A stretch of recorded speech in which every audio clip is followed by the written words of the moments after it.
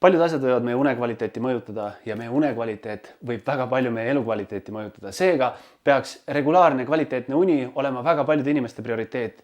Ja üks asi, mis väga palju võib mõjutada meie unekvaliteeti, on meie kofeiini tarbimine. Ja muidugi erinevad inimesed reageerivad kofeiinile erinevalt. Mõni inimene ei tunne kofeiini mõju üldse, mõni samas on ülitundlik ja väike kogus juba tekitab ärevust. Seega on suht raske erinevaid inimesi samadesse raamidesse panna, aga selline üldine soovitus on mitte tarbida üle 400 mg kofeiini päevas. Jällegist mõne jaoks võib see tunduda ulmekogus, samas mõne jaoks on see mingisugune väga mõttetu hommikune lihtne kohvi ja energiajoogi kombo, mis neil lihtsalt raginaga käigu sisse lükkab. Aga milline näeb välja 400 mg kofeiini?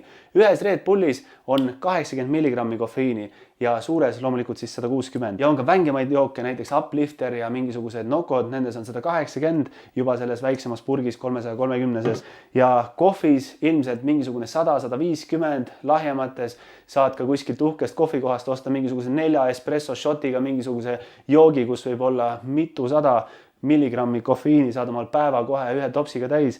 Ja üks asi, milles inimesed ei tea tihtipeale, et kofeiini on ka karastusjoogid, näiteks ühes kokapurgis, kui ma ei eksi, on mingi 30-40 mg kofeiini, mis ei tundu palju, aga see on umbes sama palju nagu pooles Red Bullis. Ja mõtle, kui sa oled nüüd natukene tundlik selle vastu ja õhtul jood siukse suure koka ära, sealt sa saad juba ju mitme kohvitassi või mitme Red Bulli jagu kofeiini ja see kindlasti võib su und väga palju mõjutada. Ja koka on ka lahenduse teinud sellele inimestele zero kafeiine, nii et sa saad õhtuti rahulikult oma kokat edasi nautida ja mis ongi selline lihtne üldine soovitus, mida sa saad teha, et proovida enda unekvaliteeti parandada, on mitte õhtuti kofeiini tarbida. Kofeiini selline afterlife öeldakse, et on umbes 6-8 tundi, seega näiteks peale 2 päeval või mis iganes kell sa magama lähed, enam rohkem kofeiini ei tarbi ja vaatad, kas see mõjutab sinu unekvaliteeti, teeb seda paremaks või mitte ja võib-olla sa magad nii hästi, et sul enam ei olegi seda pärastlõunast kohvi rohkem maja või energiajooki. Nii et proovi järgi ja edu, sõbrad!